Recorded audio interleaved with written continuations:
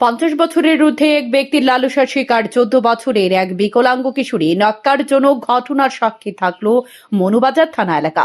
গত শনিবার দুপুরে এদিন ধর্ষিতা কিশোরীর বাড়িতে নির্জনতার সুযোগকে নিয়ে ঘরের ভেতরে জোরপূর্বক প্রবেশ করে অভিযুক্ত এলাকারই বাসিন্দা 39 মনুবঙ্কুল বিধানসভা কেন্দ্রের বিজেপি দলের প্রাক্তন বুথ সভাপতির কুলাঙ্গার পিতা জওহরলাল দেবনাথ অভিযুক্ত মেয়েটিকে নিয়ে গিয়ে ধর্ষণ করেন বলে বিকলাঙ্গ নাবালিকা জনজাতি কিশোরীর মার অভিযোগ।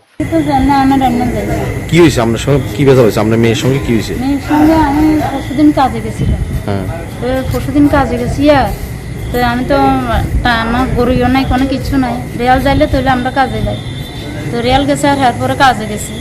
কাজে যাওয়ার পরে মাইয়া জল টল সব আনছে আনি, এরপরে আমরা বাট নিব মন করি। তো এরপরে এই কটার সময় দূরেছে জানি না, এই একটা যার কাজে গেছি, যে মালিকের কাজে গেছি, এই মালিকের বাড়িটা বাড়িতে তার টান দিয়ে ঘর নিয়েছি। ওই যে লোকটার নাম কি? জওহরলাল দেবনাথ। বাড়ি কোনখানে?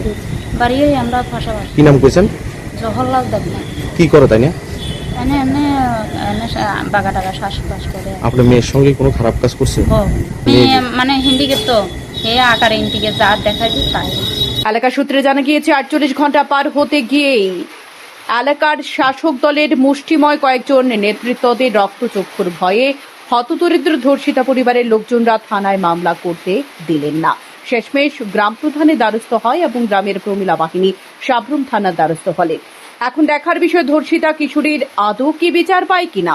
ধর্ষিতার পরিবারের পক্ষ থেকে অভিযোগ পাওয়ার পর মনুবাজার থানার পুলিশ খবর কুলাঙ্গার জওহরলাল দেবনাথকে বাড়ি থেকে আটক করে থানায় নিয়ে আসে। সান্দন টিভি।